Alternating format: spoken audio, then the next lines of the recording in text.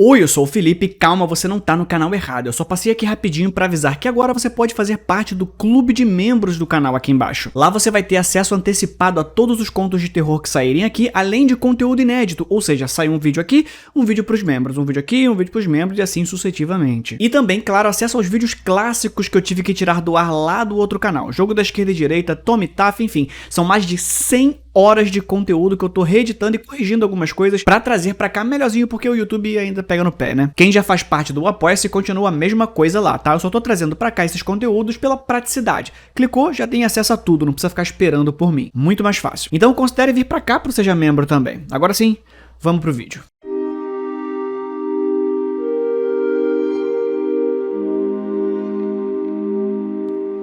Maninho, você pode me ajudar?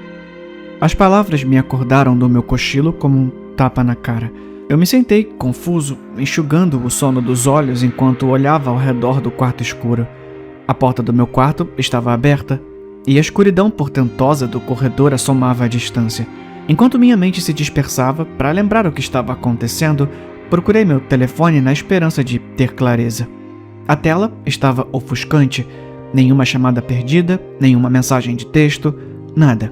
Apenas um pequeno sinal de exclamação no canto superior direito, próximo à bateria. Sem serviço. Olá? Eu chamei, balançando para fora da cama. Fiquei chocado ao ouvir alguma coisa. Geralmente tenho um sono muito pesado. A casa parecia vazia, até abandonada. Uma sensação que ainda estava me acostumando na casa nova. Minha mãe se casou de novo recentemente, depois de mais de uma década solteira. O homem tinha dinheiro, daquele tipo onde sua casa ecoa porque não há nem móveis ou corpos para preencher o espaço. A única coisa mais estranha do que sua mãe morar com alguém 15 anos mais velho que ela é cuidar da casa vazia nas férias de primavera. Lisa? Chamei mais uma vez e não obtive nada além de silêncio. Lisa é minha meia-irmã. Enquanto eu me ofereci para ficar de fora de suas férias arrebatadoras em troca de gastar com Elden Ring e me masturbar em paz, Lisa fugiu para fazer qualquer maluquice enquanto o papai estava fora. Nossos dormitórios estavam fechados para o feriado, tornando a gente dois idiotas irritados durante a semana. Nós dois temos 20 e poucos anos e somos solteiros, e não nos importamos muito um com o outro. Eu me lembrei de ter deitado para tirar uma soneca, me preparando para passar a noite inteira, enquanto Lisa esperava sua carona, vestida com uma roupa pela qual seu pai gritaria. Ela disse que voltaria tarde e eram apenas 9 da noite. Olá! A minha voz ecoou novamente. Parada na porta, a casa estava especialmente escura. Todas as luzes estavam apagadas. O único brilho residual vinha de uma única porta no andar de baixo. A lavanderia. Maninho, pode me ajudar? Uma voz ecoou lá de baixo, me fazendo pular. Foi fraco, mas alto o suficiente para ouvir. Parecia Lisa, mas também parecia abafado. Eu suspirei, já irritado. Lisa, o que você tá fazendo? Eu achei que você estava fora. Eu chamei, indo pelo corredor. Acionei todos os interruptores enquanto avançava, tentando trazer o máximo de luz que podia. O lugar era assustador no escuro. Eu voltei para casa para trocar de roupa. Ela balbuciou, como se tivesse bebido. E fiquei presa. Descendo as escadas, passei pelos diplomas e prêmios emoldurados. Presa no quê? Perguntei na escada, aguardando a resposta. Houve um momento de silêncio, como se ela estivesse pensando sobre o que ia responder. Na máquina de lavar roupa. Você pode me ajudar? Ela perguntou. Ela tinha que estar me sacaneando. Você tá brincando comigo, né? Eu perguntei, zombando. A implicação da situação não passou despercebida por mim. Não, eu não tô. Olha, eu passei mal e vomitei, maninho. Tipo, muito. Eu não consegui segurar. Tentei tirar algumas roupas pra trocar e não consegui, sabe? Então, você vai me ajudar ou não? Por favor. Eu olhei para a porta iluminada da lavanderia, os azulejos totalmente brancos e imaculados. Algo parecia errado, como se eu estivesse sendo incriminado. Pensei que talvez fosse algum tipo de pegadinha, como uma trend do TikTok. Eu pensei em deixar ela lá, Ela era um pouco mimada e não tinha sido nada além de desagradável desde o recente casamento. Eu estava prestes a me virar e voltar para o meu quarto quando ela começou a gritar: "Maninho, me ajuda com essa merda, ou eu vou chamar a polícia e o meu pai. E aí você vai ver." Tá bom, tudo bem, caramba. Eu tô indo, se acalma, tá bom? E para de me chamar assim." Eu suspirei e desci as escadas correndo, arrastando os pés até a lavanderia. Lisa pigarreou como se estivesse sufocando no vômito, antes de murmurar um pedido de desculpas abafado. "Ah, obrigada." A voz era mais profunda e quebradiça no final. "Meu Deus, quanto você bebeu? Ainda é cedo." Eu murmurei, parando quando virei a esquina para a lavanderia. A visão diante de mim era ridícula. A lavanderia estava tão iluminada que cegava. As lâmpadas fluorescentes brilhando acima do chão limpo e do conjunto de máquinas combinando. A secadora e a lavadora ficavam uma ao lado da outra, com um armário de roupa de cama na outra extremidade. Pendurada na entrada da máquina de lavar, que abria pela frente, estava Lisa, apenas a metade de baixo aparecendo. Era como se ela tivesse tentado entrar e adormecido. Além de não estar presa, ela só não estava se movendo. "Lisa?" Eu perguntei, olhando para ela. A sala estava tão silenciosa que era perturbadora. Eu esperava vômito, bagunça, as coisas da bolsa dela espalhadas, sei lá, algo assim. Mas era apenas Lisa, na máquina de lavar, com as mãos enfiadas dentro dela como se estivesse usando como travesseiro. Ela estava usando a mesma roupa com que saiu. Um vestido listrado tão justo que dava para ver as linhas da calcinha e os saltos plataforma. Um dos saltos estava faltando, deixando um único pé com dedos pintados e encostados no azulejo. "Lisa, você tá bem?" Perguntei da porta, não querendo entrar. "Me ajuda, maninho, eu tô presa." Ela disse, e sua voz estava mais chorosa do que normal. "Você tá de palhaçada? Você não tá presa, você tá só deitada aí. O que é isso, é uma piada sem graça?" Eu perguntei, olhando ao redor da sala em busca do celular dela, de uma câmera escondida, mas não havia nada além de branco. Nenhuma câmera, ninguém escondido na esquina gravando. "Não, por favor, eu realmente preciso de ajuda, eu juro." Lisa começou a soluçar, sua voz falhando a ponto de balbuciar. "Me ajuda, maninho, por favor." Exceto que ela não estava se movendo, nem um pouco. Nem parecia que ela estava respirando, mas o interior da máquina de lavar estava escuro, e eu só conseguia ver o contorno tênue da parte de trás de sua cabeça, o corte de cabelo bagunçado e completamente imóvel. O que aconteceu?" Foi tudo que pude perguntar. Os cabelos da minha nuca se arrepiaram, as minhas mãos suavam. O jeito que ela estava curvada ali, nem mesmo chutando os pés, a mesma frase repetida novamente. "Me ajuda, maninho." Mesmo quando ela estava deitada de bruços, ela parecia pálida, um pouco doentio. E quanto mais eu olhava, mais parecia que seu rosto estava submerso até as orelhas no que parecia... "Me ajuda." Sangue. Eu senti vontade de vomitar. Peguei meu telefone no bolso, um suor frio escorrendo pela minha testa enquanto eu limpava a garganta. "Lisa?" "Sim." "Qual é o meu nome?" Peguei meu telefone e o desbloqueei, abrindo o teclado. O que você quer dizer com isso, maninho?" Ela começou. A sua voz começou a quebrar o personagem. No telefone, sem serviço. Eu não faria isso se fosse você." A voz de Lisa era profunda e hesitante, como se ela tivesse um pano molhado sobre a boca.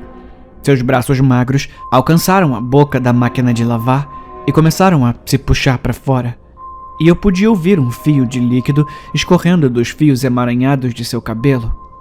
Ela tirou a cabeça da máquina de lavar e, com isso, um toque de vermelho profundo cobriu o azulejo. Seu rosto havia desaparecido. Meu Deus, a cavidade devastada do rosto de Lisa tossiu e um respingo de sangue pintou a parede ao lado dela. Ela estendeu as mãos mutiladas para mim. Cada dedo quebrado em direções diferentes. Ela tentou ficar de pé e, por estar descalça, escorregou. Eu a deixei lá, Corri o mais rápido que pude, subindo os degraus ao som dela tentando subir pelo piso escorregadio. Um gemido gutural ecoou atrás de mim. Um chamado furioso que gelou meus ossos. As luzes piscaram com o som, piscando erraticamente até que o barulho parou. Voltei pelo corredor e entrei no meu quarto. Eu bati a porta atrás de mim e tranquei, procurando freneticamente algum lugar para me esconder. Eu podia ouvi-la chegando, um pé descalço, seguido pelo barulho agudo do salto. Era desajeitado, mas estava avançando rápido. Pensei em me esconder debaixo da cama, mas era muito baixa e não sabia se caberia. Eu não queria ficar preso. Lisa bateu na porta e as dobradiças chacoalharam. Não ia durar muito. Eu não tinha tempo suficiente. O armário era minha única chance. Abri a porta o mais silenciosamente que pude e me abaixei para vestir as roupas, puxando-as atrás de mim antes de me aconchegar embaixo delas como uma bola. Assim que sentei no tapete, ouvi um barulho, como se eu tivesse sentado em alguma coisa, quando uma substância fria e úmida penetrou no fundo das minhas calças e a porta do meu quarto explodiu. A madeira se estilhaçou para dentro e observei através das ripas da porta do armário enquanto Lisa entrava. Ela se insinuou pelo buraco na porta, a cratera sangrenta em seu rosto reverberando com raiva enquanto sua cabeça girava. Ela se jogou na cama primeiro e, quando não conseguiu me encontrar, deslizou para baixo. Eu observei com horror enquanto ela fazia uma pausa temporária após cada movimento para farejar o ar. Sua cabeça se contorcendo enquanto ela derrubava coisas no meu quarto no processo. Maninho! O monstro gorgolejou lentamente, movendo-se de um jeito impossível enquanto vasculhava o quarto. Se contorceu tanto que ouvi costelas quebrando, e quando se apoiava nas mãos, a carne se rasgava, expondo os ossos, pulsos quebrados, joelhos torcidos e tendões rompidos. Com um grito furioso, o monstro saiu do quarto. Eu ouvi rugindo pelo corredor e entrando no quarto da minha mãe, e depois no de Lisa, quando não conseguiu me encontrar. Quando não teve sorte, ouvi-o descer as escadas e escutei seu caminho de destruição enquanto tentava me encontrar. Quando tudo ficou quieto por um tempo, peguei meu telefone para ver onde eu estava sentado. Assim que a luz se acendeu, tive que resistir à vontade de gritar, prendendo a respiração e quase me mijando, quando finalmente vi o que estava encharcado em minhas roupas. O carpete estava coberto de sangue, uma mancha carmesim forte que havia se espalhado pelas minhas roupas. A centímetros de onde eu estava sentado, havia um único sapato de salto alto e um celular manchado de sangue. Era da Lisa. Limpei o sangue do telefone dela e desbloqueei para ver o mesmo ícone repugnante de fora de área. Tentei ligar para a polícia com o telefone dela e o meu, e a ligação não foi completada, mesmo quando você clicava em chamada de serviço de emergência. Tentei verificar as informações recentes dela para ver se conseguia encontrar alguma resposta para o que estava acontecendo. Seus registros de chamadas mostravam várias ligações incompletas, 5 para a polícia, 4 para o papai e 7 para a mamãe. Nenhuma delas foi completa. Eu verifiquei as mensagens dela também. A última que encontrei era enviada por ela. Uma resposta a um contato rotulado apenas como ele, que dizia: "Ainda posso ir te buscar? Acho que hoje rola." Ao que ela respondeu com um emoji de joinha. Eu não sei quem é ele, mas não é a parte que mais me perturba. São as 9 mensagens fracassadas que ela me enviou e que nunca chegaram, enquanto eu estava a 1,5 metro de distância, dormindo. "Caio, acorda. O carinha que eu conheci no Tinder me seguiu até em casa. Eu tô escondida no seu armário. Caio, acorda, porra. Ele tá aqui. O telefone tá fora de área. Eu tentei te acordar. Eu acho que ele pode me ouvir. Eu não quero que ele me encontre. Caio, acorda, porra. Caio." Eu já tô aqui há algum tempo e meu telefone tá prestes a morrer. Eu não sei o que é, mas ainda tá lá embaixo. Eu teria tentado passar despercebido, mas ele ouve tudo. Até tive que silenciar o teclado do telefone para poder digitar isso. Tentei ligar para minha mãe, para a polícia, para o meu padrasto. Nada funciona. Apenas diz que não tenho sinal. Pensei em pular pela janela, mas acho que essa coisa vai me pegar antes que eu consiga sair. Fica mais rápido quanto mais de Lisa deixa pra trás. A última vez que eu vi a coisa, estava mexendo nos móveis e empilhando, como se estivesse tentando me impedir de sair. Eu vou postar isso em algum lugar e ver se consigo o sinal suficiente para poder enviar. Se você consegue ler isso, por favor, manda ajuda. E se você entrar aqui, não a ajude a sair da máquina de lavar. Lisa, eu sinto muito.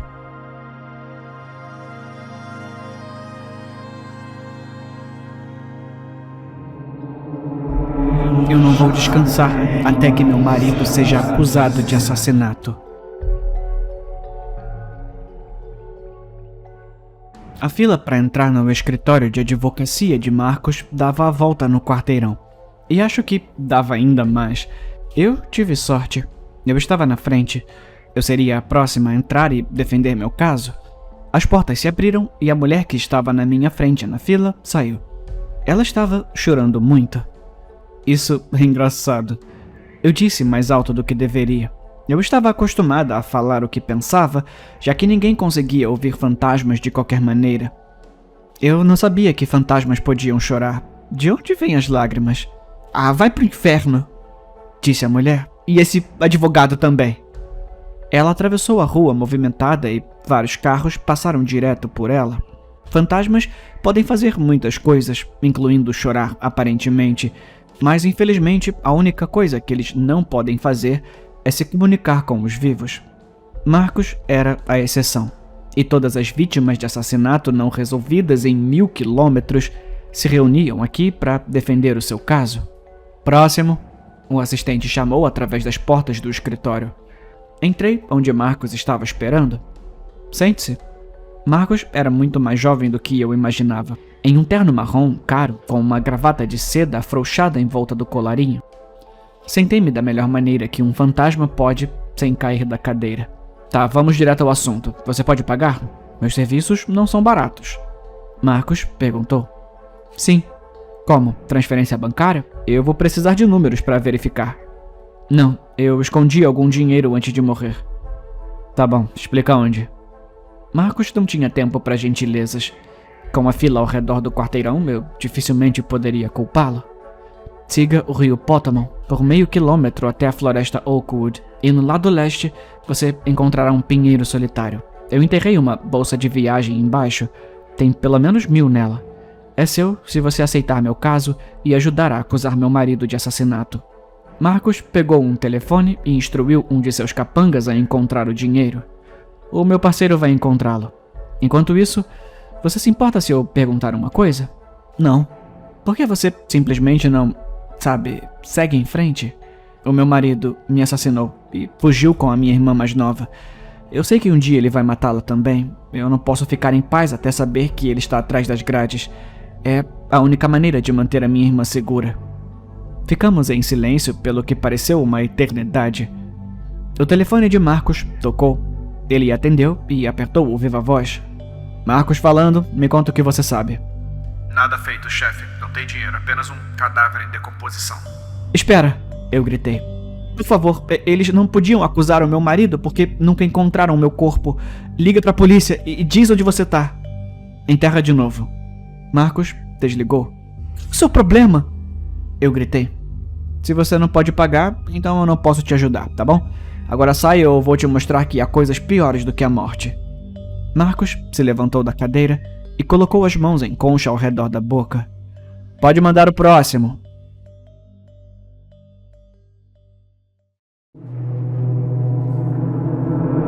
O meu marido comeu o meu sorvete de caramelo.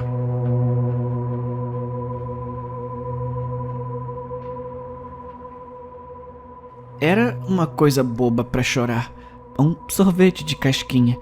Mas enquanto eu olhava para a caixa vazia no freezer, pés e costas doendo, preocupada com consultas médicas, a data prevista para o parto do bebê em apenas 2 meses, tudo o que eu queria no mundo, o que eu desejava, era o meu sorvete de caramelo que comprei para mim. Eu até pedi para ele não comer especificamente esses. Desci as escadas até o seu covil. Ele tinha a caixa vazia na mão. E, meu Deus, o fedor. Eu contei 5 latas vazias de cerveja na mesa de centro, na frente dele. O que aconteceu com o homem com quem me casei, que tentou tanto ganhar a minha afeição? Depois que nos casamos, ele parou de tentar. E quando eu engravidei, ele ficou malvado. Por que você comeu meu sorvete? Perguntei, sabendo que não receberia uma resposta real. Você já tá chorando? Ele podia ver que eu estava, então não respondi. Olha, já chega, isso tem que parar. O que tem que parar? Todo esse coitadismo. Chega de se fazer de vítima, eu tô cansado disso. Tudo que você faz agora é chorar. Desculpa por estar chateada. Eu não estava. Eu não quero ver mais uma lágrima. Você me ouviu? Quando a gente se casou, eu disse, não disse? Eu falei que queria muitos filhos. Esse é só o nosso primeiro. E você tá assim desde o começo. A gente vai ter mais 5 ou 6, então engole esse choro, meu amor. A sua vida nem é tão difícil. E então, escapou. Eu não queria dizer isso em voz alta, mas escapou. Eu acho que eu não quero mais filhos. Ele se levantou lentamente de sua poltrona reclinável e jogou uma cerveja cheia aos meus pés. Nunca mais diz essa merda. Nunca mais. Você vai fazer o que eu disser, ou eu me livro de você. E você não quer terminar como as outras, não é? Você sabia que a principal causa de morte de mulheres grávidas é homicídio? Eu também não acreditava nisso, mas agora eu sei. Eu sinto muito mesmo. Eu me humilhei. Eu acho que eu tô apenas hormonal. Eu vou correr até a loja e pegar mais sorvete. Você precisa de mais cerveja? Claro que sim, né? Eu fui até a loja, peguei os sorvetes, muita cerveja e mais uma coisinha. Ele nem agradeceu quando eu trouxe a cerveja. Então eu canalizei uma chefe de cozinha. Fiz uma pequena bagunça derretendo o sorvete, enchendo os cones novamente e depois os embalando. Coloquei os cones de sorvete de volta no freezer e fui dormir. Quando acordei, estava sozinha na cama. Encontrei meu marido de bruços no chão da cozinha. Você acredita que depois de chorar e confrontá-lo, o bêbado desgraçado ainda subiu para comer mais dos meus cones de caramelo? Ele comeu 3 e estava bêbado demais para sentir o gosto do veneno de rato que eu misturei no doce. Eu peguei meu telefone. Comecei a chorar. Eu só tive que chorar para a polícia para fazer parecer natural. Então, eu nunca mais precisaria chorar. Não por ele.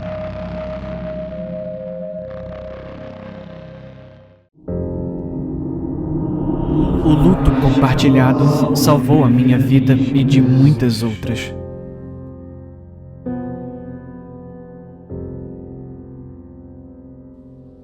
Pela primeira vez em 4 anos e 7 meses, eu tô prestes a me atrasar para a reunião do meu grupo. Piso fundo no acelerador. Eu tô com medo de perder 1 minuto sequer. Eu tenho que aceitar. Tenho que aceitar que vou me atrasar. Mas eu preciso disso. Desde que comecei o grupo de apoio do luto compartilhado, a minha vida deu uma guinada completa. Bom trabalho, casado com uma mulher maravilhosa, o 2º filho está chegando em dezembro, um cachorro que me ama. Até fiz as pazes com a minha família. Tudo o que um homem de meia idade poderia querer. Quando entro no estacionamento, já tô 10 minutos atrasado. Corro para a porta, mas desacelero assim que as dobradiças ranchem e eu entro. Todos olham para mim e sorrio.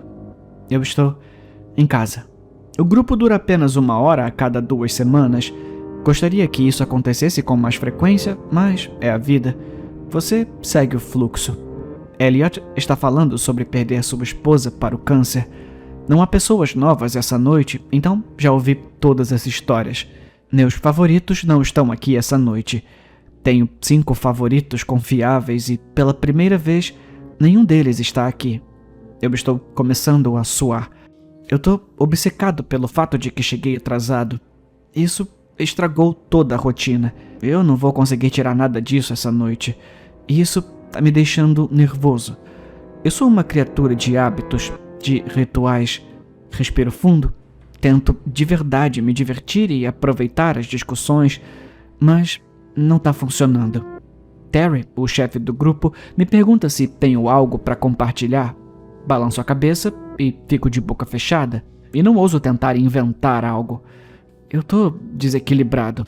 Tudo no meu cérebro está desordenado. Eu sou um viciado em busca de uma solução e tá claro que eu não vou conseguir hoje à noite. Como eu posso ir para casa assim? Posso aguentar mais 2 semanas? O que acontece se meus favoritos não estiverem aqui da próxima vez? Eu estou saindo da minha pele. As portas se abrem e Ellen entra. Ela obviamente está chorando. Prendo a respiração enquanto minha favorita se senta ao meu lado e começa a chorar histericamente. Ela teve algumas semanas difíceis. Na verdade, ela passou por uma fase difícil nos últimos 5 anos. Ela não consegue superar o assassinato da filha. A polícia encontrou seus restos mortais em 3 condados diferentes. Ela estende a mão e agarra a minha para se apoiar, enquanto tenta articular o seu sofrimento absoluto.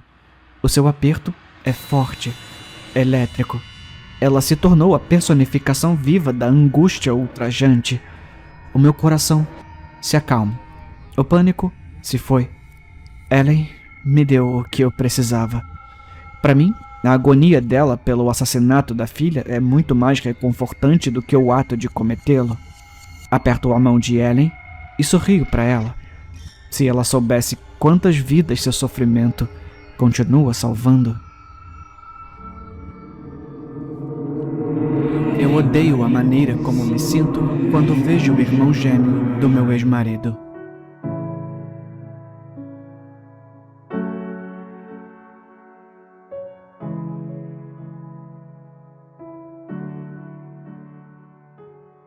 Meu marido e eu deveríamos ser para sempre. Brincávamos sobre como mal podíamos esperar para envelhecer juntos, como queríamos ser o casal de idosos afundando horas em nosso jardim, gritando sem parar como o jovem casal que morava ao lado porque seu gato chato não parava de pular a cerca para cagar em nossas roseiras. Mas então, aquele maldito caminhão de 18 rodas acelerou para tentar passar no sinal vermelho, e esses planos explodiram em uma bola de fogo gigante. Os primeiros 3 meses como viúva foram impossíveis, especialmente às noites. Eu me esticava para sentir o calor do corpo de Daniel, apalpando apenas lençóis frios. Comecei a inventar desculpas para visitar o irmão gêmeo de Daniel, Ryan. Exceto pela barba, eles eram idênticos em todos os sentidos, e depois de 1 ou 2 taças de vinho, meu cérebro voltava às configurações de fábrica. Então, um dos apelidos de estimação de Daniel escapava. Nós dois éramos viciados em gastronomia. Então, tínhamos uma piada interna em que dizíamos um ao outro nossos pratos favoritos. Eu dizia, posso te servir mais uma da minha preciosa torta de carneiro? Então, Ryan ria sem jeito, ou respondia, você já comeu o suficiente. E então me levava para casa. Era como uma espécie de tortura. Estar tão dolorosamente perto de ter minha alma gêmea de volta. Mas cada piada interna que passava pela cabeça de Ryan era outra faca se enfiando em minhas costelas. Eu fisicamente não conseguia continuar sabendo que o homem que eu amava estava fora de alcance. Então, eu fiz o que tinha que fazer. Essa manhã, desci até o porão com um suspiro pesado. Eu disse a Ryan, bom dia, meu abacaxizinho. Olá, parrilha. Ele respondeu um pouco hesitante. Esse foi um bom começo. Eu disse, sua barba tá realmente crescendo, minha abóborazinha. Obrigado, lagosta. Ele disse isso quase como uma pergunta, mas eu não critiquei. Era um progresso. Depois de uma pausa, ele disse, então, eu poderia tomar um café da manhã, por favor? Minhas sobrancelhas se ergueram. Ele limpou a garganta antes de acrescentar. Minha querida taco? Eu joguei sua bandeja de comida no chão, o cereal se espalhando em todas as direções. Não, o Daniel nunca me chamou de taco. É burrito. A nossa comida mexicana favorita é burrito.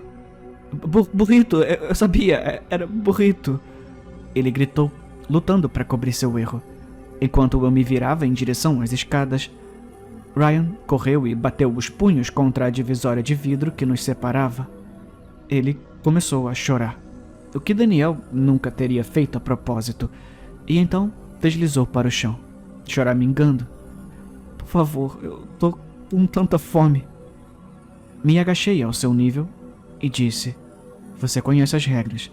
Você só pode comer se fizer a imitação perfeita. Em uma mesa no canto, havia um caderno vermelho.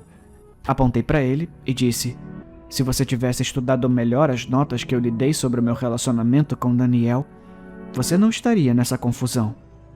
Ao sair da sala, eu disse por cima do ombro: vamos tentar isso de novo amanhã, meu hamburguinho.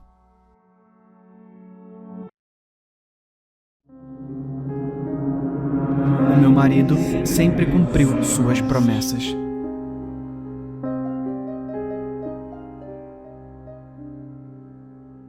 O meu marido nunca quebrou uma só promessa. Conheci James quando estudava no exterior no meu último ano de faculdade. Ele trabalhava na cafeteria ao lado do meu apartamento e eu o via de relance de vez em quando, antes de ter coragem de entrar um dia.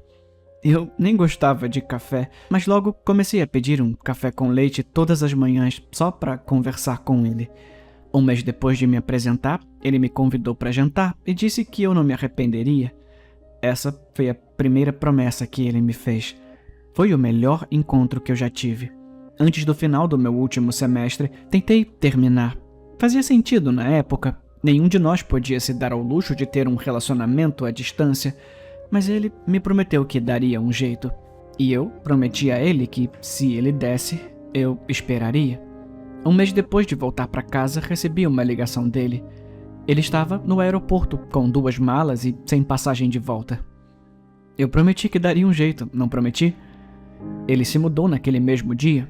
Nos deitamos na cama depois de fazer amor a tarde toda, e ele me beijou docemente nos lábios e disse: eu prometo que você será uma noiva linda.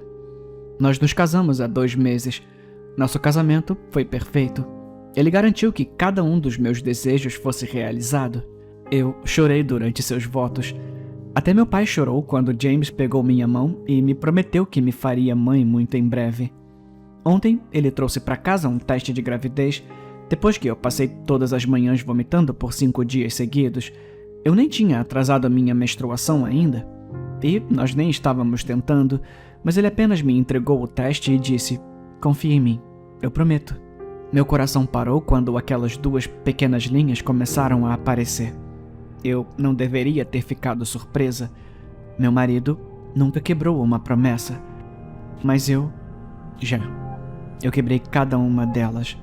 Quando meu marido me ligou do aeroporto naquela tarde fatídica, eu ainda estava deitada, entrelaçada nos lençóis da cama de outro homem. Na noite em que ele me pediu em casamento, cheguei tarde em casa depois de passar na casa do meu ex. Na semana anterior ao meu teste positivo, eu havia retornado de uma viagem de trabalho de 10 dias. Eu nunca consegui cumprir uma promessa, mas meu marido cumpriu todas as dele. E é isso que me assusta. Ontem à noite, vi o olhar de suspeita em seus olhos quando segurei o teste positivo em minhas mãos. Ele estava deitado ao meu lado na cama, e quando comecei a cair no sono, eu o ouvi sussurrando para si mesmo: eu prometo, se esse bebê não for meu, eu vou descobrir. E eu prometo que vou matar vocês 2.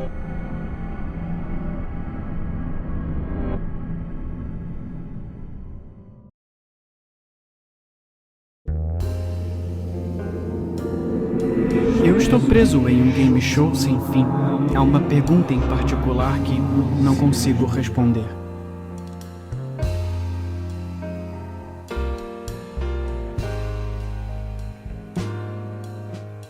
Concorrente número 0. Você gostaria que eu repetisse a pergunta? Havia contagens esculpidas na minha pele. Eu parei de contar quando elas ultrapassaram 1 milhão. 1 milhão de cortes. 1 milhão de perguntas. 1 milhão de vezes que tentei me matar. Minhas roupas estavam sujas, rasgadas e coladas na minha pele. Eu queria gritar, mas a minha boca não era permitida. Eu queria chorar, mas se eu chorasse, seria punido. Há quanto tempo eu não comia, não bebia, tomava banho? Na minha frente, Lela tremia atrás de seu pódio iluminado por uma luz neon. seus olhos cegos, lábios curvados em um grito silencioso. Se eu não abrisse a minha boca nos próximos 30 segundos, estaríamos ferrados. Arrisquei um olhar para Jude, que tentava não dormir, com os olhos semicerrados, piscando.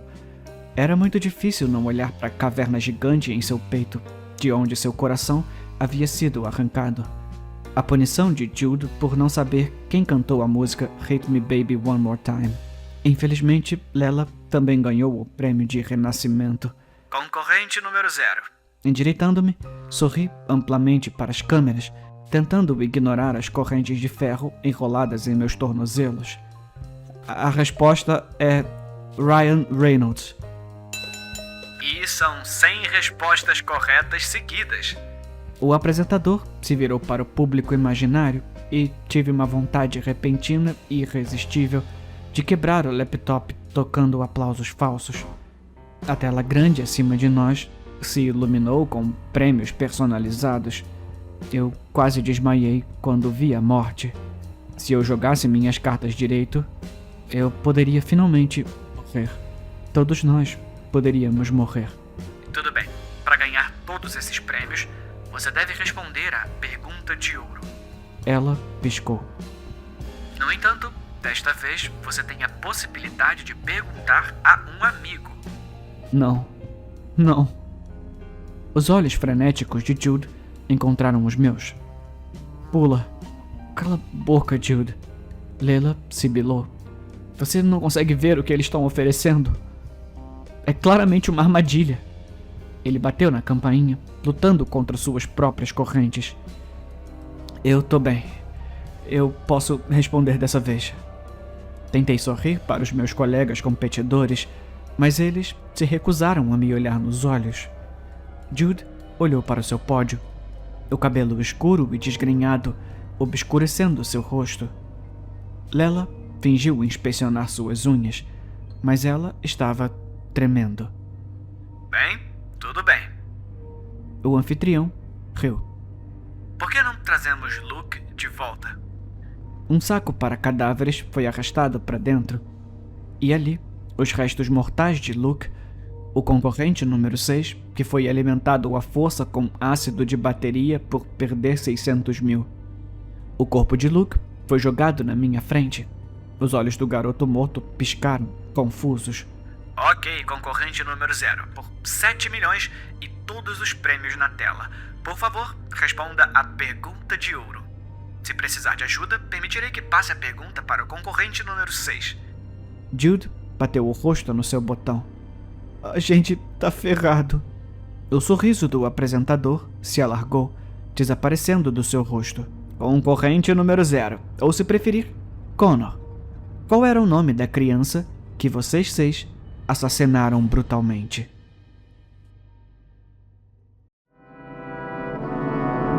Meus pais não reagiram bem ao conhecer a minha noiva.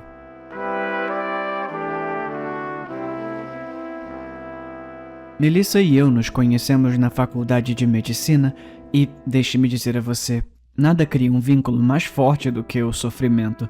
Se você nunca cursou, eu descreveria a faculdade de medicina como irritante, com um toque de esmagamento da alma, mas ter alguém para abraçá-lo depois de um longo dia de clínicas fez tudo valer a pena. Melissa estava estudando para se tornar uma dermatologista. Menos estresse assim. Eu, não. Neurocirurgia. Se eu vou ser médico, é melhor ganhar muito dinheiro. Ficamos emocionados quando ambos conseguimos uma residência na minha cidade natal. Nós nos mudamos para um pequeno apartamento juntos e eu a pedi em casamento uma noite depois de pedir uma pizza e dividir uma garrafa de vinho. Não era romântico, mas não precisava ser. Nós dois estávamos exaustos de trabalhar em um turno de 20 horas. Pizza, vinho e uma aliança era tudo o que precisávamos. Mas, antes de nos casarmos, Melissa fez um pedido. Ela queria conhecer meus pais. Então, liguei para eles e eles nos convidaram para jantar para que pudessem conhecer a minha noiva. Quem é essa? Perguntou minha mãe. A sua motorista do Uber? Não, mãe, pai, essa é a minha noiva, Melissa. Os rostos dos meus pais se contorceram, incapazes de esconder seu desgosto. Ah, meu pai disse, Você não disse que ia se casar com uma latina? O olhar no rosto de Melissa partiu meu coração. Pai, a Melissa é americana. Ela nasceu em Los Angeles, pelo amor de Deus. Ok, tanto faz, disse a minha mãe. É melhor você entrar, o jantar tá esfriando. E desculpa, tá? Não vamos comer taco ou o que quer que seja que vocês comam. Melissa começou a chorar e correu de volta para o nosso carro. Que porra é essa, mãe? Eu gritei. Tentei seguir Melissa, mas meu pai me agarrou firmemente pelo ombro. Nós nos recusamos a deixar você se casar com aquela mulher. Que diabos você estava pensando? Eu não vou mentir, eu queria dar um soco no meu pai. Pai, eu amo a Melissa. A minha mãe cuspiu. Eu não quero ter netos desse tipo de gente. Seu pai e eu pagamos sua faculdade de medicina e você nos deve isso. Eu corri atrás da minha noiva. Eu não conseguia acreditar que as pessoas que me criaram, me ensinaram a tratar os outros com respeito, tinham se transformado em monstros. Melissa chorou durante todo o caminho para casa. Ela disse que talvez não devêssemos prosseguir com o nosso casamento. Eu disse a ela que a amava mais que tudo e que nos casaríamos. Eu disse que falaria com os meus pais e os esclareceria. Prometi a ela que estariam sentados na primeira fila do nosso casamento, com sorrisos nos rostos. Quando chegou o dia do nosso casamento, mantive minha palavra. Melissa estava magnífica em seu vestido de noiva, e nosso beijo depois de dizer sim foi o momento mais feliz da minha vida. Meus pais estavam sentados bem na frente, sorrindo, com as mandíbulas meio abertas, babando. Durante a nossa primeira dança, Melissa me perguntou: como você fez eles mudarem de ideia? Bem, eu usei um truque antigo que aprendi na faculdade de medicina. Que truque? Lobotomia.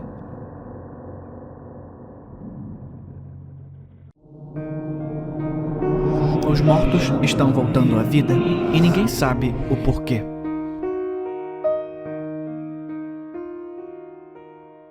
Trabalhei como coveiro por 20 anos antes que os mortos começassem a voltar à vida. Eu estava acostumado a enterrar os mortos, mas não tinha certeza de qual era o protocolo para desenterrá-los, então chamei a polícia. Quando a polícia chegou ao local, não sabia como explicar a eles que alguém que está vivo e não deveria estar, está gritando a quase 2 metros abaixo. Um dos policiais, perplexos, se ajoelhou e encostou o ouvido na terra. Há quanto tempo está enterrado? Ele perguntou. Há uns 20 anos. Eu gaguejei enquanto apontava para a data na lápide. O rosto do policial ficou pálido. Como isso é possível? Ele perguntou. Eu não tinha certeza de como responder, então rapidamente comecei a trabalhar para desenterrar o caixão. Enquanto eu abria o caixão, os policiais olhavam incrédulos enquanto o cadáver decomposto se movia dentro do caixão, aparentemente vivo. Relatos de mortos voltando à vida começaram a inundar as notícias. Ninguém tinha certeza no início do porquê isso estava acontecendo ou porque era apenas um pequeno punhado de cemitérios ao redor do país. O menino foi enterrado há apenas 2 semanas. Ele tinha apenas 10 anos e morreu em circunstâncias misteriosas. Lembro-me de me sentir triste ao cavar um pequeno buraco para o seu caixão. Foi a mesma tristeza que senti quando tive que cavar a sepultura para minha amada esposa, que infelizmente faleceu alguns meses antes. Era um chamado ao qual a polícia estranhamente se acostumou. Eles estavam ao pé da sepultura enquanto eu abria o caixão. Lá dentro estava um menino pálido e mortal, chorando para ser deixado sair da cova. Peguei seu corpo ainda frio e o entreguei à polícia. Alguns dos policiais mais jovens começaram a chorar quando o menino chamou por sua mãe. Não se preocupa, rapazinho. O seu pai tá a caminho, tá? Explicou o policial. O garoto ficou fisicamente perturbado com a menção do pai. Não, meu pai não, por favor. É por causa dele que ficou tudo escuro. O garoto envolveu os braços firmemente em volta do pescoço do policial enquanto seu pai corria para o cemitério.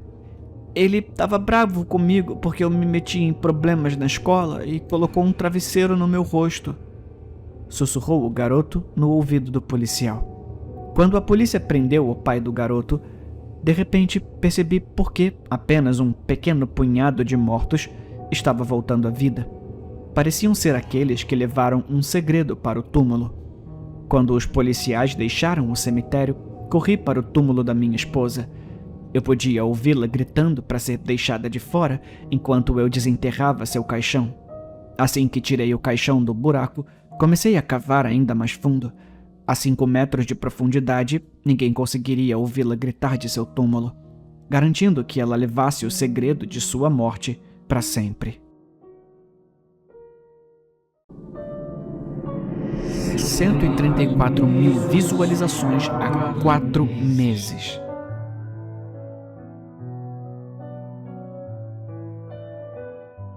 Fala galera, aqui é o Ethan. Bem-vindos de volta ao meu canal. Como sempre, curte, compartilha e se inscreve. Nós estamos muito perto da nossa meta de 100 mil inscritos e cada um de vocês conta, falou? Agora vamos começar. As suas feições pararam no lugar. Ele parece o mesmo de todos aqueles meses atrás, cabelo castanho desgrenhado, encaracolado em direção aos olhos amendoados, um punhado de sardas em um nariz torto, um pequeno sorriso tímido em seus lábios.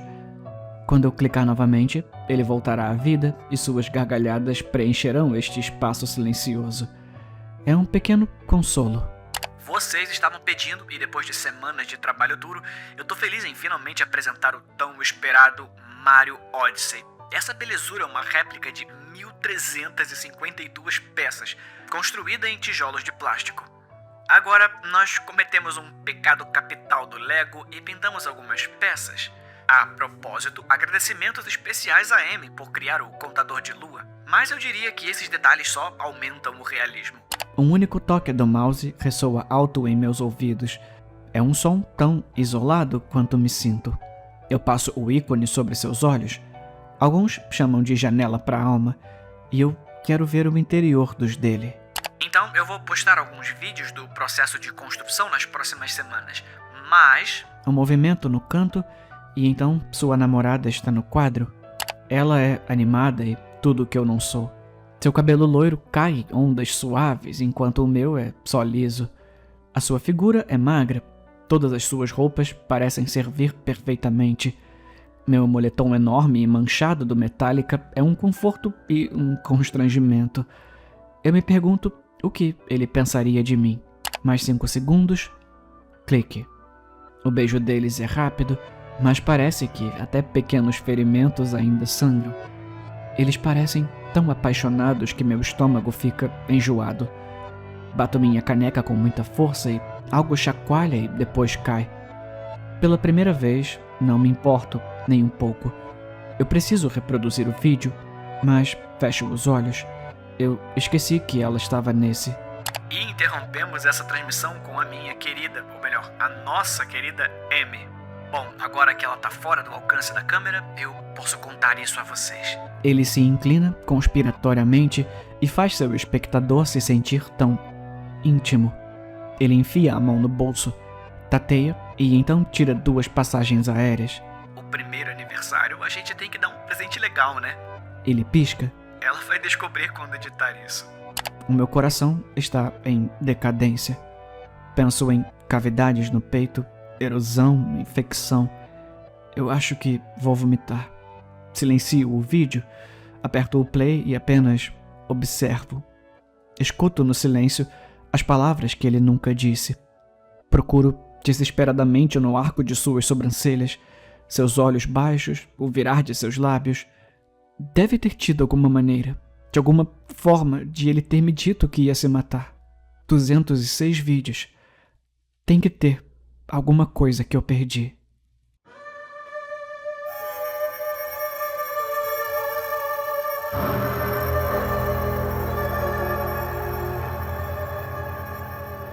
Havia flechas brilhantes em vermelho no céu. Era como se alguém estivesse acenando uma luz de sinalização do espaço, tênue, mas perceptível.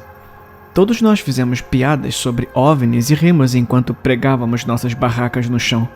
Eu tinha certeza de que éramos 5. Somos todos amigos desde o início do ensino fundamental e estávamos comemorando nossa formatura do ensino médio com essa viagem de acampamento. Os flashes de vermelho devem ter parado aleatoriamente enquanto conversávamos e arrumávamos nossas barracas.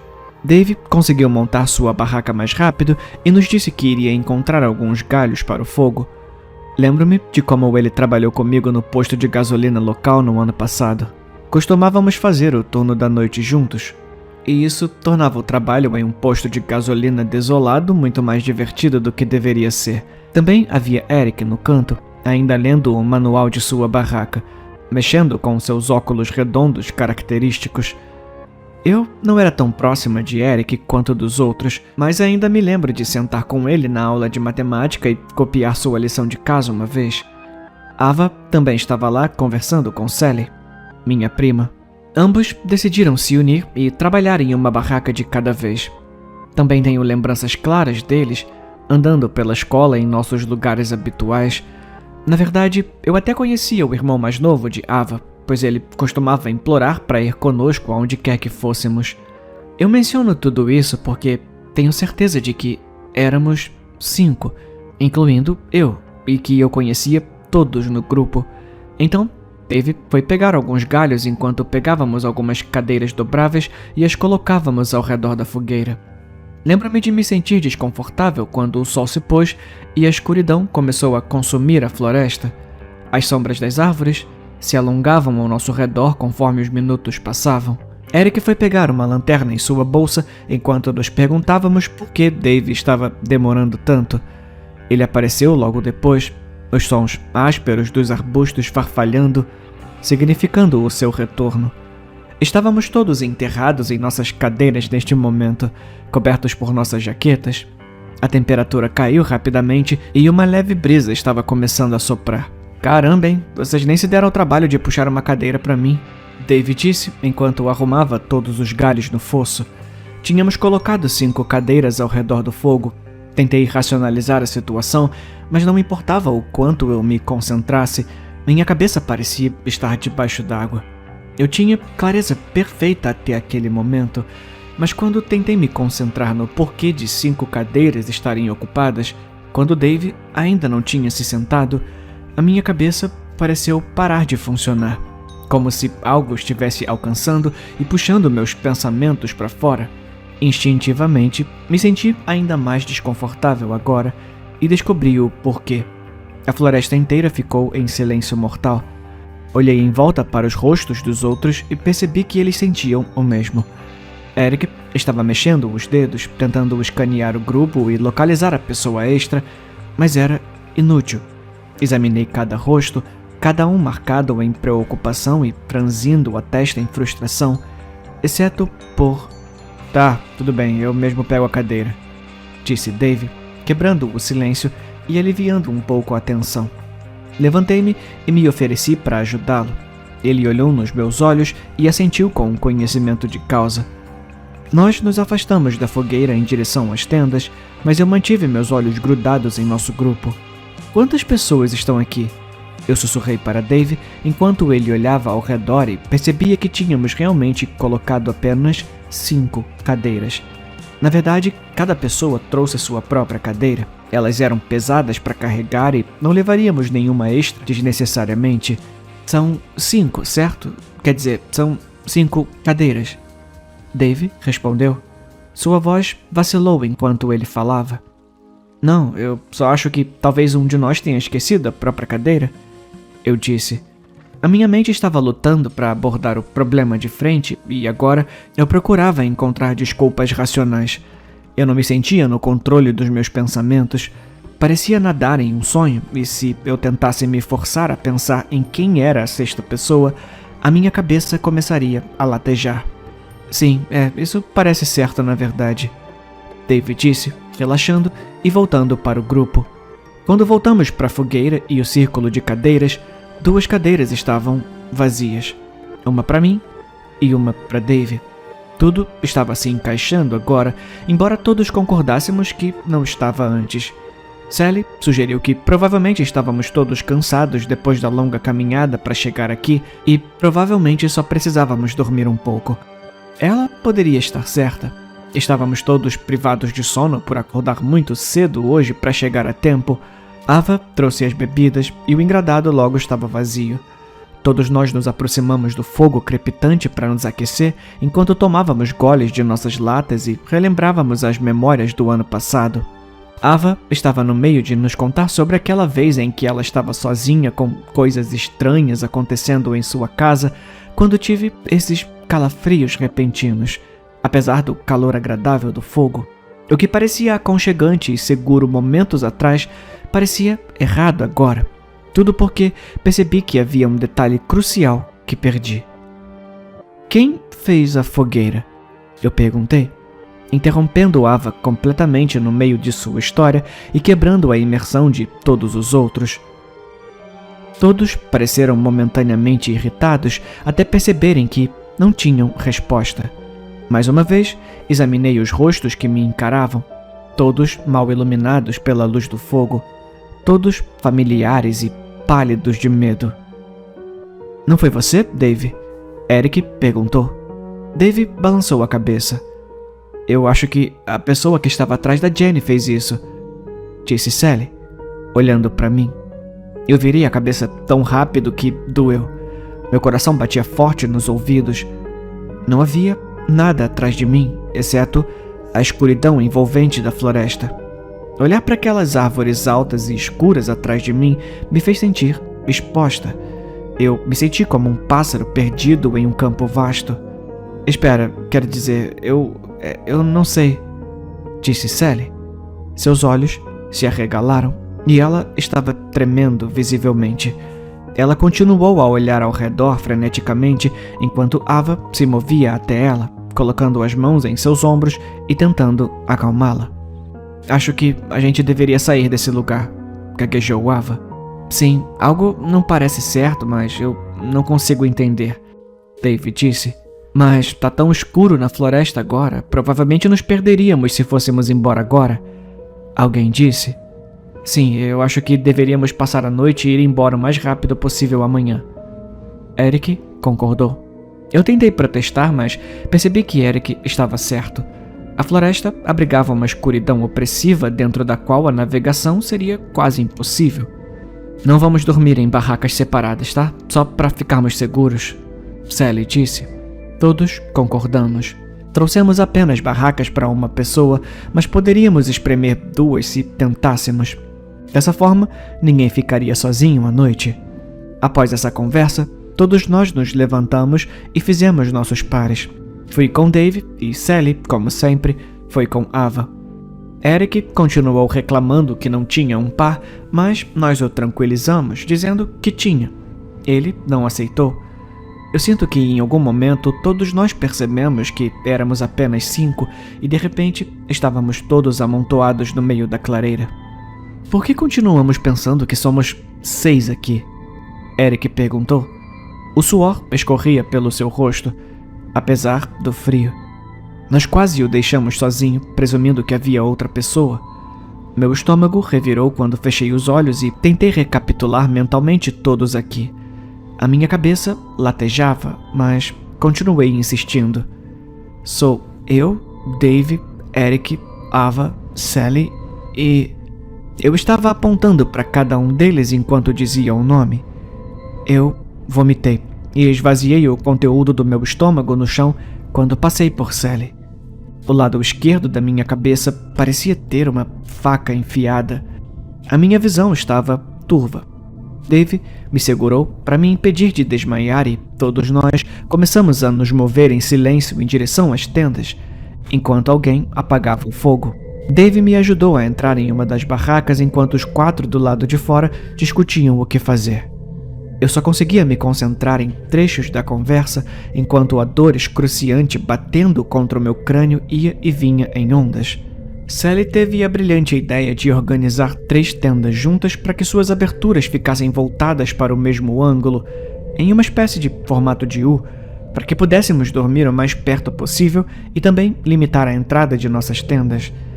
Dave estava prestes a ir ajudar enquanto eles trabalhavam do lado de fora, mas eu agarrei sua mão e pedi para ele ficar comigo.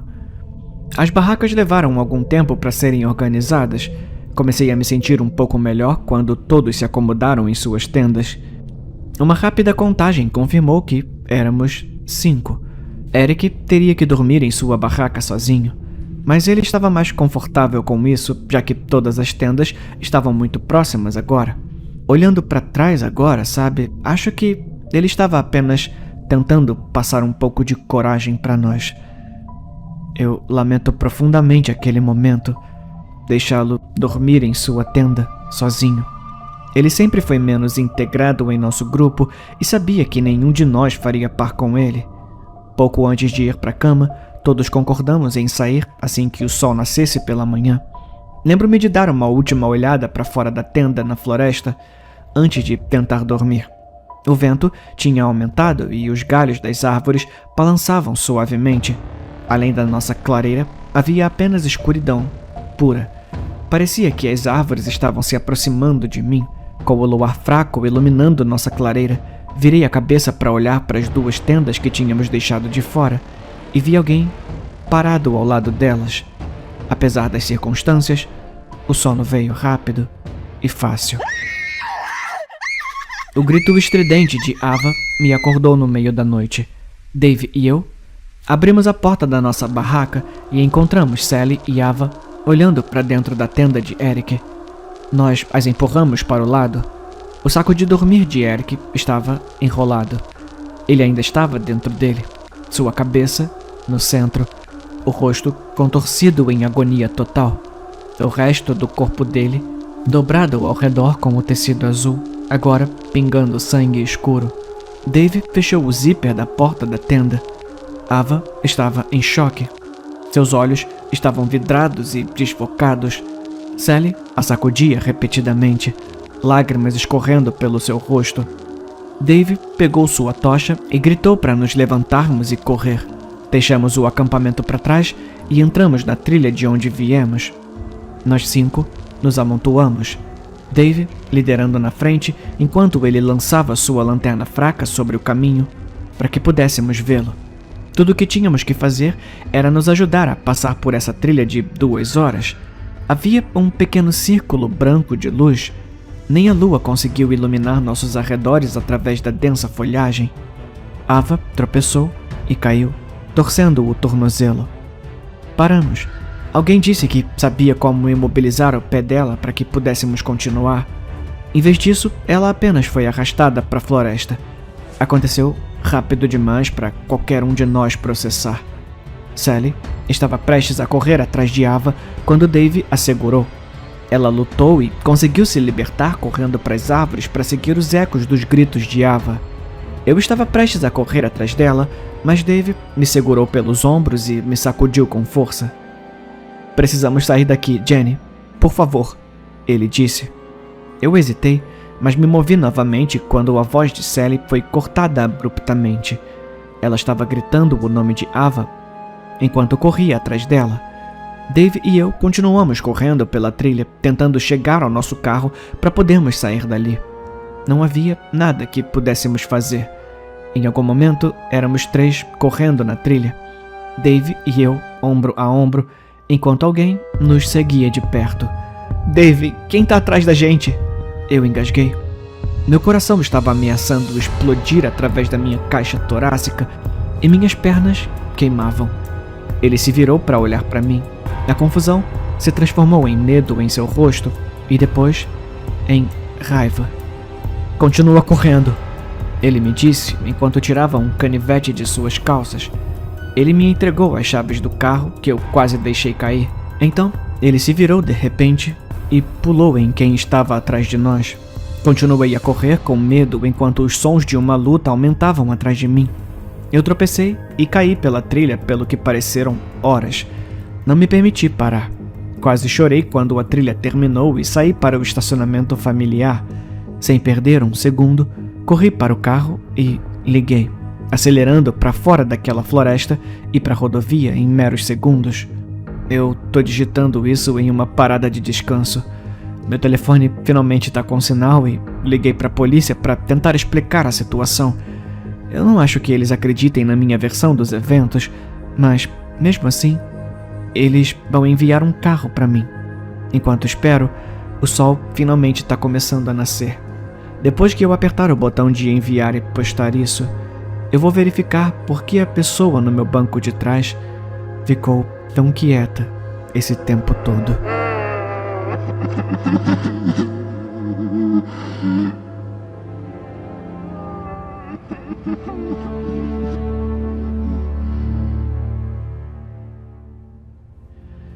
Então, eu cheguei em casa por volta das 23 horas. Tarde na noite no escritório se transformou em uma noite ainda mais tarde no bar. Cerca de 4 drinks a essa altura e eu tô cansado. Quase pronto pra dormir quando eu tropeço na porta.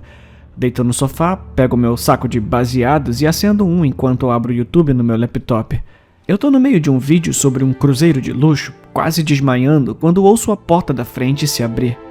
Sento-me e viro a cabeça ligeiramente, apenas o suficiente para ver meu colega de quarto entrando. Ele pendura o casaco no armário, não diz nada e caminha lentamente para o quarto. O que é normal, eu tô morando com ele há cerca de 3 meses, tempo suficiente para perceber a maioria de suas tendências. O cara realmente não fala, a menos que falem com ele, o que estava longe de ser um problema para mim. Ele também, geralmente, mantinha as coisas limpas da parte dele, nunca causando muitos problemas. Eu realmente não podia reclamar.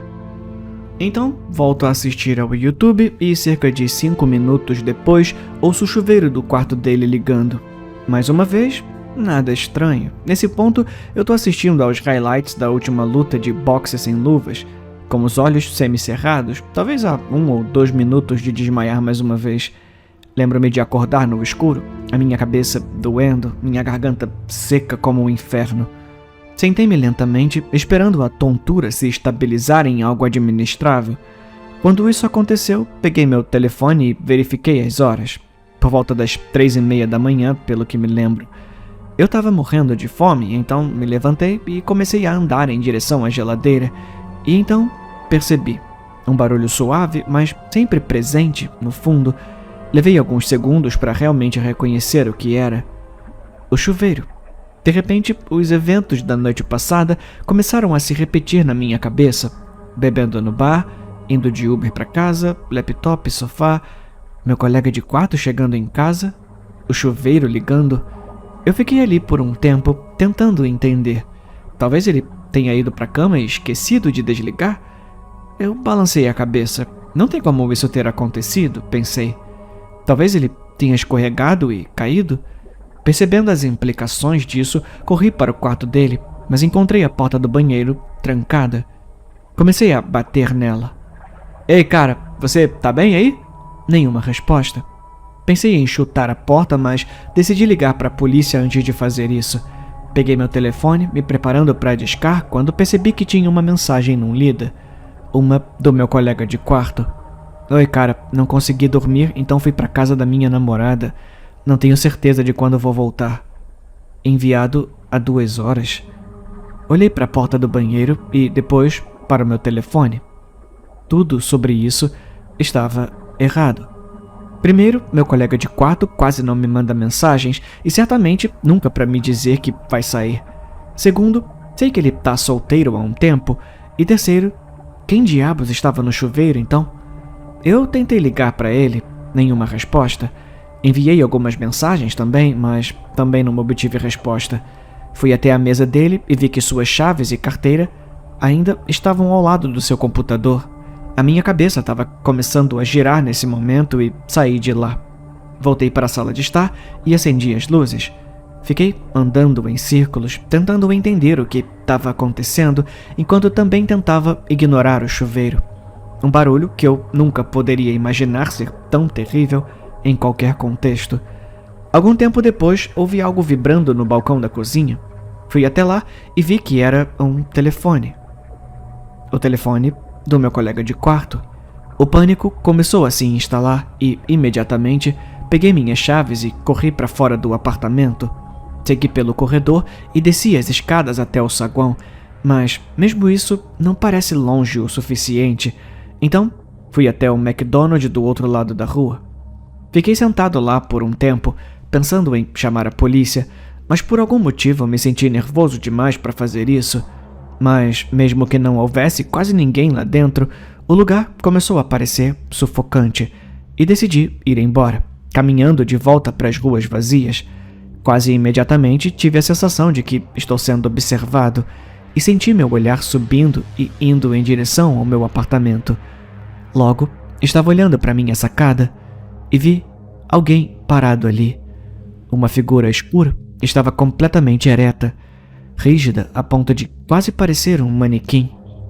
Mas não era um.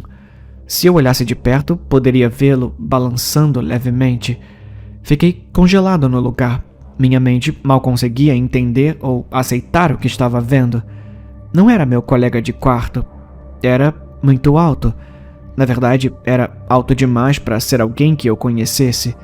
Sua cabeça quase raspando o teto acima. Não importa o quanto eu tentasse, não conseguia entender nenhum de seus detalhes. A escuridão e a distância poderiam ter sido o suficiente para explicar. Mas havia algo sobre isso que me levou a uma conclusão diferente, que essa coisa simplesmente não possuía detalhes que pudessem ser observados, que o único elemento de sua composição era a escuridão. Claro, meu instinto era dar o fora dali, mas a voz na minha cabeça estava me dizendo que se eu tentasse correr, essa coisa acabaria me seguindo. Eu voltei para o McDonald's, me trancando no banheiro enquanto finalmente ligava para a polícia. Eu disse à operadora que alguém tinha invadido o lugar, mas que eu tinha saído de lá sem que o invasor percebesse e que, seja lá quem fosse, ainda estava dentro. Foi a história que mais precisamente representava a situação, sem me fazer parecer um louco. A operadora me disse que enviaria alguém para eu esperar firme. Saí do banheiro, esperando na mesa mais próxima da saída, até que eu pudesse ver as luzes vermelhas e azuis cortando a escuridão. Eu fui lá fora para encontrar os policiais, olhando para a sacada para encontrá-la vazia, embora a porta da sala de estar tivesse sido deixada aberta. Eles me bombardearam com um monte de perguntas que achei difícil de responder. O intruso está armado? Eu tenho uma ideia de quem pode ser? Quais são as suas intenções? Eu disse a eles que não sabia, que não conseguia descobrir, mas eles continuaram perguntando. Logo, eu estava praticamente gritando para eles irem lá e verificarem por si mesmos. E acho que o terror na minha voz foi o suficiente para eles começarem a levar isso a sério. Eles me disseram para esperar na entrada e eu os observei enquanto eles entravam no prédio. Fiquei lá fora por um longo tempo, ficando cada vez mais ansioso com o pensamento do que eles iriam me dizer quando descessem. Poucos minutos depois, o silêncio foi quebrado por um único tiro abafado. Meu coração caiu no meu estômago e continuei esperando lá, sem saber o que fazer de outra forma. Mais 20 minutos de silêncio e os policiais ainda não tinham descido. Logo, eu podia ouvir mais deles se aproximando à distância. Antes que eu percebesse, mais 4 carros de polícia pararam ao meu redor e a cena caiu no caos. Policiais gritando uns com os outros e em seus rádios, mas perguntas sendo lançadas em minha direção, nenhuma das quais eu era capaz de responder. As próximas sequências foram principalmente um borrão, mas lembro-me do prédio sendo evacuado, os inquilinos assustados e confusos enquanto eram conduzidos para fora, e os policiais ficavam cada vez mais frenéticos. Lembro-me de ouvir mais tiros dispersos, alguns gritos, outros ruídos que eram difíceis de entender. Houve alguns lapsos da minha memória depois disso, mas lembro-me de ser empurrado para a parte de trás de um carro da polícia. Depois de ser levado para a delegacia, fui levado para uma das salas de interrogatório, onde encontrei 2 homens estranhos de terno esperando por mim. Eles não se apresentaram e imediatamente começaram uma série de perguntas, cada uma mais bizarra que a anterior. Em qual empresa seu colega de quarto era empregado? Qual era a natureza do trabalho dele?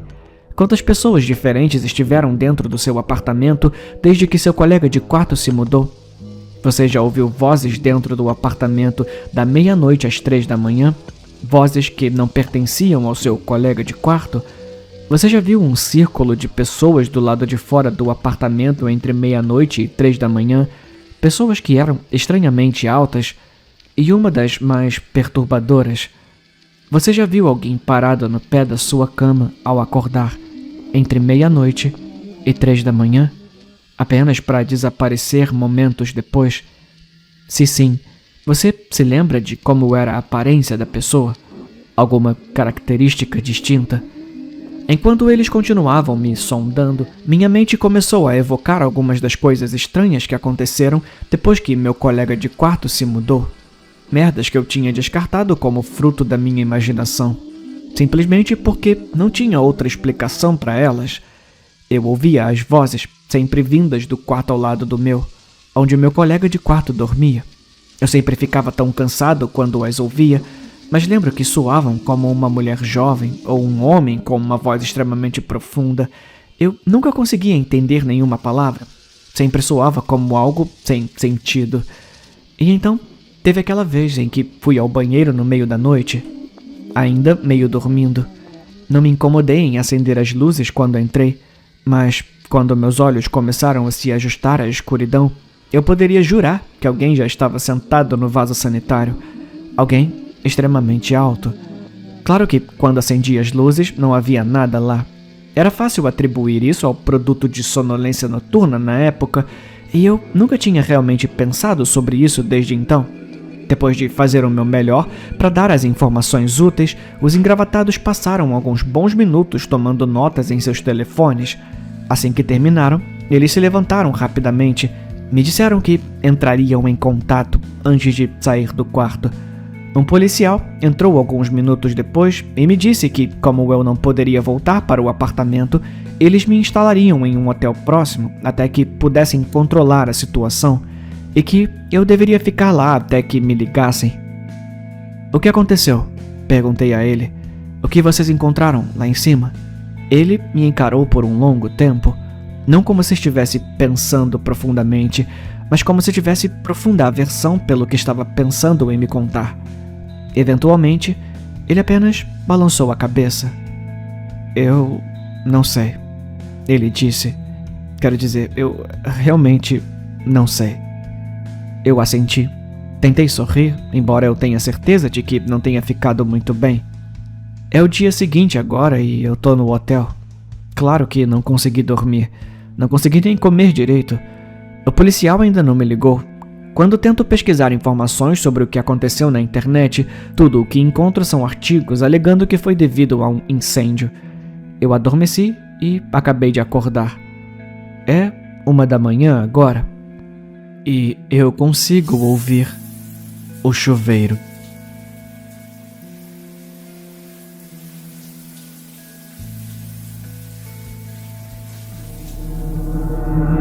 Apenas 16.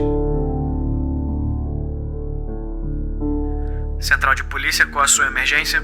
O meu nome é Natalie Harris e tem uma bomba amarrada no meu peito. Tudo bem, Natalie, eu preciso que você tente manter a calma. Você sabe onde você tá? Sim, eu tô no meu porão. Disseram que a bomba é sensível ao movimento. Se eu me mexer muito, ela vai explodir. Ok, tenta ficar o mais imóvel possível. A ajuda tá a caminho, tá bom? Você pode me dizer como isso aconteceu? Eu fui atacada por um grupo de homens. Eles bateram na porta, forçaram a entrada e depois amarraram essa bomba em mim. Disseram que se eu tentasse remover ou mexesse demais, ela detonaria. Natalie, você sabe quem eram esses homens? Ou por que fizeram isso? Eles não me disseram os nomes. Eles apenas disseram que eu tinha que fazer isso, ou matariam a minha família. Tá, tudo bem. Propósito, você tá indo bem, tá? Vamos continuar. O esquadrão antibomba tá a caminho. Você pode descrever o dispositivo pra mim? Ah, é um colete com fios e alguns blocos. Tem uma pequena tela com um cronômetro, mas não tá em contagem regressiva. Tem mais alguém na casa com você? Não, eu tô sozinha. Tudo bem, os policiais estão chegando ao seu local agora, tá? Fica na linha comigo. Natalie Harris, aqui é o esquadrão antibomba. Nós estamos aqui pra ajudar. Sim, eu tô aqui embaixo. Por favor, cuidado. Todos pra trás. Calma, olha, Natalie, nós vamos tirar você dessa com segurança, tá bom? Você consegue me ouvir? Sim. Então, fica bem quieta, tá? O esquadrão antibomba tá aqui e tá descendo pra avaliar a situação. O esquadrão antibomba avançou, seus equipamentos tilintando enquanto se aproximavam de Natalie. A tensão aumentou. Natalie, eu sou o Sargento Baylor. Eu sou do esquadrão de antibombas. Eu preciso que você fique bem quieta enquanto eu dou uma olhada mais de perto no dispositivo, ok? Tá bom, ok. Tudo bem, eu tô vendo o mecanismo. É uma configuração complexa, mas eu acho que podemos desarmá-lo, tá? Natalie, eu preciso que você permaneça absolutamente imóvel. Isso vai levar alguns minutos. Natalie assentiu. O suor escorrendo pelo rosto. A sala estava em silêncio, exceto pelo clique suave das ferramentas enquanto o esquadrão antibomba trabalhava. Apenas 16, disse Natalie categoricamente. O sargento Baylor ergueu os olhos, confuso. O quê? 16. Ela encontrou o olhar dele. A sua voz, ridiculamente calma. Há 16 de vocês aqui. Ele parou e olhou ao redor da sala, confuso. E antes que pudesse perguntar qualquer outra coisa, ela falou novamente. Sabe, ela disse suavemente, eu sempre me perguntei como seria a sensação. Como seria? Que sensação? Estar no controle total. Ser quem segura o detonador. A compreensão atingiu o sargento Baylor tarde demais. A bomba detonou com um estrondo ensurdecedor. A força da explosão percorreu todo o porão, jogando destroços e partes de corpos em todas as direções. Não houve sobreviventes. Em uma semana, foram feitas 36 ligações semelhantes e 36 bombas foram detonadas. A investigação continua.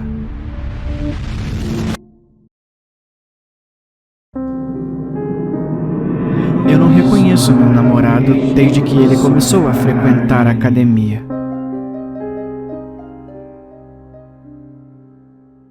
Meu namorado Caio é gordinho. Eu não chamaria de gordo, mas ele é definitivamente redondo. Eu adoro isso nele, não me entenda mal, mas também posso ver que isso o deixa infeliz. Quando Caio estava no ensino médio, ele era magro. A palavra que ele usou era transável. Agora, aparentemente, ele não é assim, embora estejamos de fato transando. Eu odiava vê-lo desanimado, então, gentilmente, sugeri que ele fosse à academia. Isso deixou Caio furioso. Ele disse que eu só estava sugerindo isso porque não queria namorar uma baleia. Eu fiquei calma e expliquei que até o ajudaria a perder peso. Ele perguntou se eu iria à academia com ele, mas lembrei que tenho diabetes. Era muito difícil controlar o açúcar no sangue durante exercícios constantes. No entanto, eu me preocuparia com o planejamento das nossas refeições e com a culinária, para que ele pudesse se concentrar exclusivamente em malhar.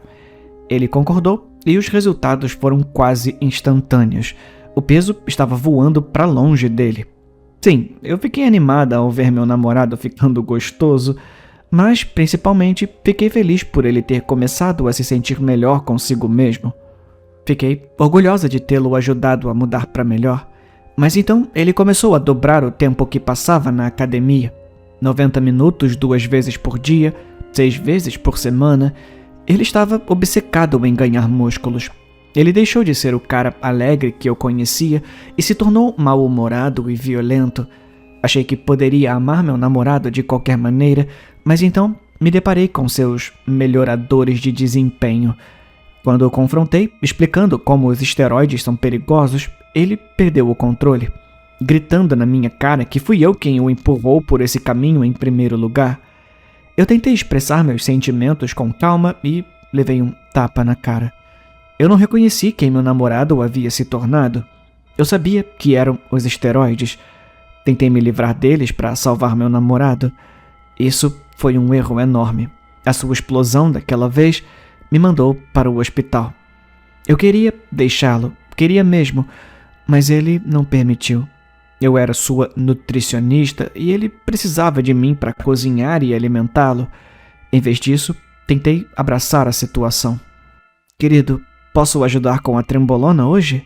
Caio estava ficando tão corpulento que era difícil alcançar a parte traseira da sua injeção diária. Ele ficou emocionado em me deixar fazer isso. Enchi a seringa e enfiei nas costas dele e pressionei o êmbolo. 1 hora depois, Caio disse que estava tonto. Pouco depois, ele teve uma convulsão e entrou em coma. Liguei para os médicos e, quando eles chegaram, contei tudo sobre o uso de esteroides. Eles tinham certeza de que os esteroides causaram isso. Eu estou feliz que eles não olharam mais de perto, porque teriam visto que eu injetei nele toda a insulina que tinha.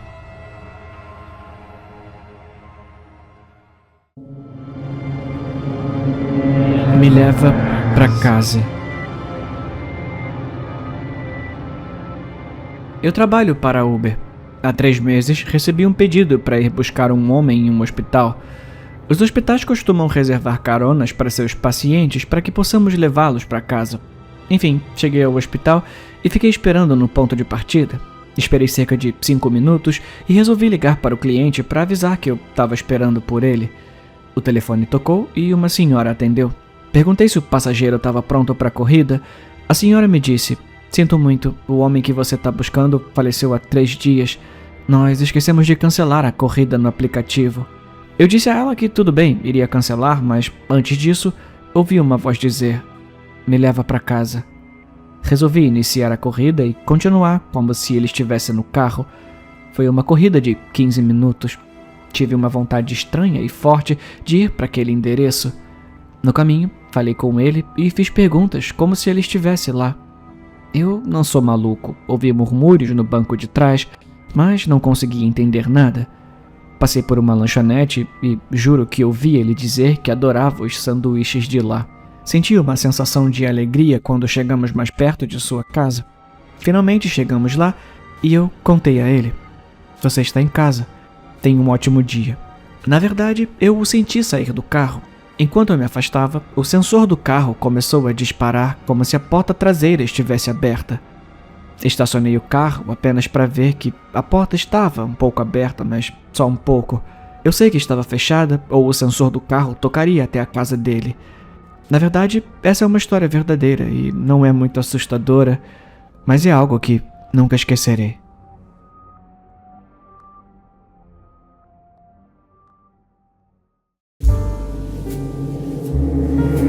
Crianças de toda a cidade estão desaparecendo no mesmo parque infantil.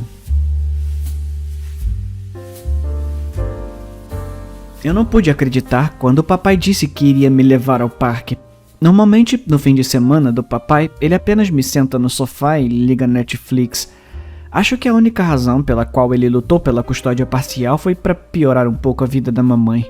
"Ei, papai, quer me empurrar no balanço?" "Claro, amigão. Deixa eu falar com esse casal primeiro, tá? Depois eu vou empurrar você o mais alto que quiser." Papai tirou seu distintivo de detetive e pendurou no pescoço. "Você tá aqui pra trabalhar? Você não deveria me levar pro trabalho. A mamãe vai ficar chateada." "Vai ser o nosso segredinho, tá?" Papai piscou e foi embora. Ele tá sempre trabalhando quando não deveria. É parte do motivo pelo qual a mamãe o deixou. Papai diz que eu tô velho demais pra chorar, mas realmente pensei que ele queria brincar. Então, não pude evitar e deixei escapar uma lágrima. Por que a cara triste? Sentado no outro balanço estava uma criança. Seu rosto estava pintado de branco e ele usava uma roupa engraçada e multicolorida. "De onde você veio?" perguntei. Ele se virou e apontou para uma pequena lágrima azul pintada em seu rosto. "Você me chamou", disse o menino, apontando para a lágrima em meu rosto. "O meu nome é Skippy. Skippy, o palhaço. Você tá aqui para me animar?" eu perguntei, enxugando minha lágrima. "Eu não sou muito engraçado, mas posso fazer um truque de mágica. Quer ver?" "Claro." Skippy enfiou a mão na jaqueta e tirou um balão verde e um barbante preto e grosso. Ele encheu o balão do tamanho de uma bicicleta e amarrou com o barbante. Quando ele soltou o balão, ele começou a flutuar. "Que maneiro!" eu disse. "Toma, isso é seu", disse Skippy. "Vamos abarrar no seu pulso para que você não perca, tá?" "Ok." Eu estendi meu pulso, feliz que pelo menos uma coisa deu certo hoje. "Ah, e aconteça o que acontecer", disse Skippy, apertando dolorosamente o nó. "Não grite." Eu coloquei meu distintivo de volta no bolso e caminhei em direção ao parquinho. Esse casal disse a mesma coisa que os anteriores. Eles levaram o filho para esse parquinho, desviaram o olhar por um segundo e, puf, o garoto desapareceu. "E aí, tá pronto pro balanço agora, filhão?" perguntei, só que não vejo meu filho. Apenas um balanço vazio, indo para frente e para trás, e um único sapato embaixo. Examinei o sapato e parecia tudo normal. Mas onde estava o meu filho? De repente, algo caiu no chão perto de mim. Era o outro sapato do meu filho. Tentei ver de onde o sapato caiu, mas tudo que consegui ver foi um grupo de pequenos pontos verdes no céu. Peguei meu telefone, apontei para o céu e aumentei o zoom o máximo que pude. Havia uma dúzia deles lá em cima, magros, com sangue escorrendo pelos pulsos e pelas roupas, mas todos sorriam ao ver seu novo amigo.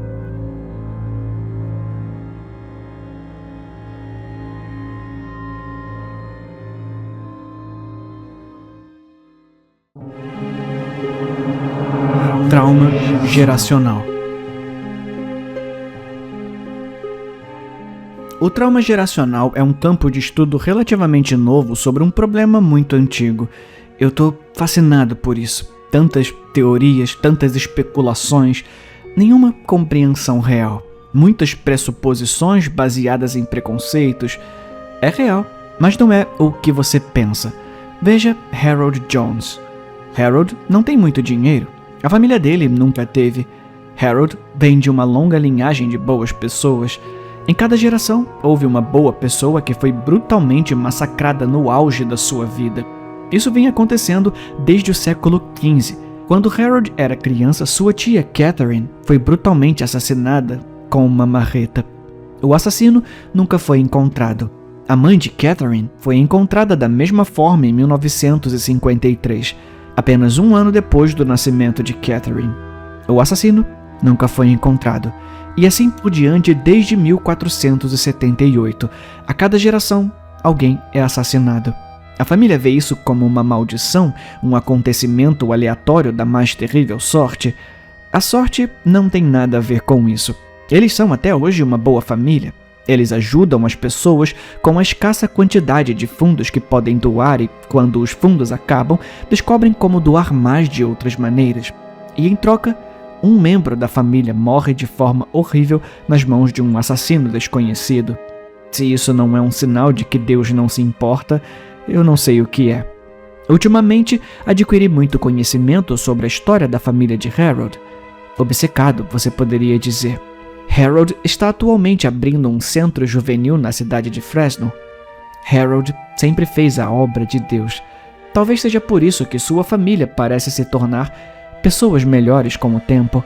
Talvez eles estejam tentando encontrar o favor de Deus para poupar toda a tragédia de cada geração. Ando até Harold enquanto ele tranca a porta externa do novo centro. Abre amanhã. Eu enfio uma faca nas costas dele, entre as costelas. Acertei o pulmão direito. Ele vai engasgar silenciosamente com seu próprio sangue enquanto eu o corto. O ritual exige isso. Mutilação. A sujeira de algo puro. Venho de uma família muito rica. Dinheiro velho, muito velho. Nunca quisemos nada, e a única coisa que o homem sombrio nos pediu durante tantos séculos atrás foi a morte de uma pessoa de cada geração. A morte será dada pelas nossas próprias mãos. É um pequeno preço a pagar. Tenho um pequeno avião esperando para me levar para Fiji assim que Harold sangrar. Digo as palavras da maldição que nossa família recebeu do homem sombrio todos esses anos atrás, enquanto entrego Harold. Meu coração afunda. Não é Harold. Não é nem mesmo um membro da família dele. Ouço alguém atrás de mim. Balas crivam as minhas costas. Harold está em cima de mim. A arma está fumegando no ar gelado. Ele sorri. Eu estou pronto para você há muito tempo.